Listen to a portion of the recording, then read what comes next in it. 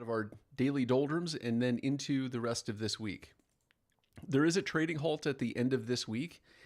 Monday is a trading halt at 12 p.m. Central Standard Time.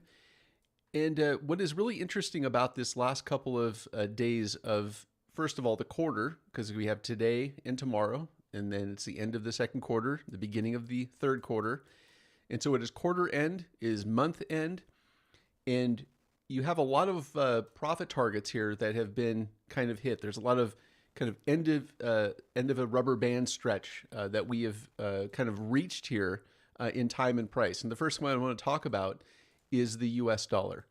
And this dollar rally, the first leg of it started in February. And you can see here, February 11th, we rallied to and through profit targets, we ended up breaking out of an opposing measured move short. And then we started making pullbacks again.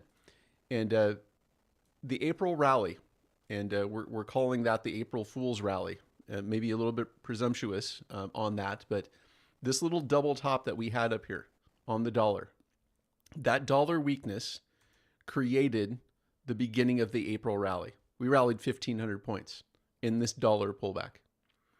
And then the dollar strength trade started, and it dragged the negative correlations down. The currencies, the commodities, but not the indices. The indices went into positive correlations.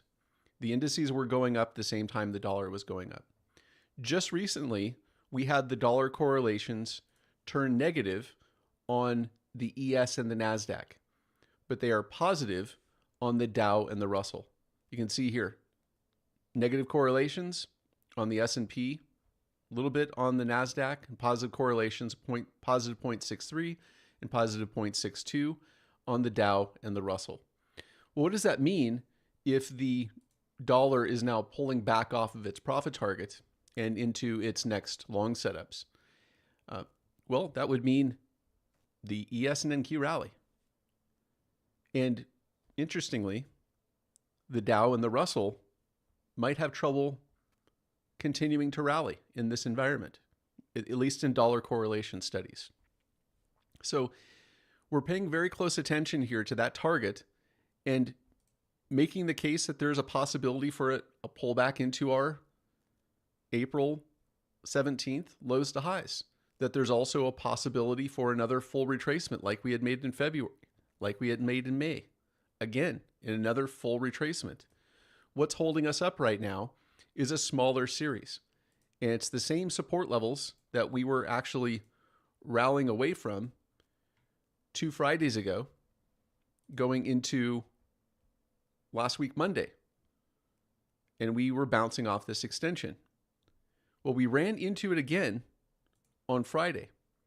But instead of ripping away from it on Sunday night, Monday, and breaking through this opposing measured move short, we ran directly into resistance.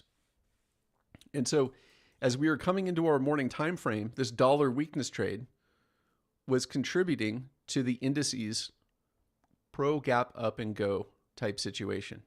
It's correlating with a bank strength trade.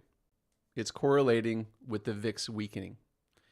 And all of that puts a tailwind behind the indices. And you can see here that we filled our half gap. We ran out of sellers.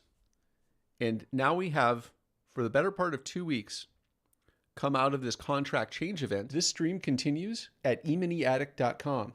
The link is in the description. Join me there for tools and resources for learning measured move trading. I wrote the book on the measured move. Check out the hundreds of others that have learned trading plan development, pattern recognition, money management, and trading discipline with me to become the best, most confident trader that you can be.